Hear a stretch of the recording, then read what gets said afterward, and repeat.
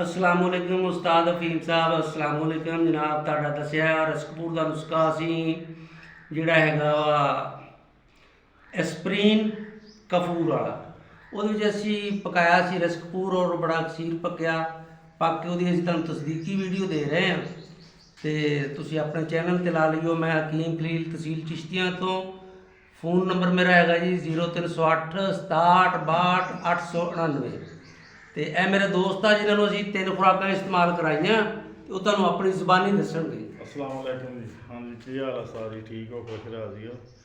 मैं सरकार कोई दवाई नहीं सी असर करती तो आ माशाल्लाह बढ़िया रसकपूर तुहाडा खादा वा तो माशा 3 खुराकां ना काफ़ी सारा मैं ठीक है अलहमदुलिल्लाह। हाँ ठीक है जी, मेहरबानी। सलाम ਹੁਣ ਉੱਧਰ ਲੈ ਆ, ਉੱਥੇ ਨਾ ਉਹ ਦਵਾਈ ਬਣ ਰਹੀ।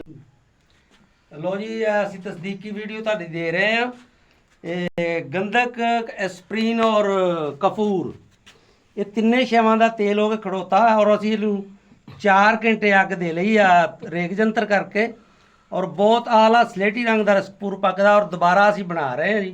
ਇਹ ਤਿਆਰ ਹੋ ਗਿਆ ਤਕਰੀਬਨ 5-7 ਮਿੰਟ ਹੋਰ ਰਹਿੰਦੇ, ਫਿਰ ਤੁਹਾਨੂੰ ਡਲੀ ਕੱਢ ਕੇ ਵੀ ਦਿਖਾ ਦਿੰਦੇ ਅਸੀਂ।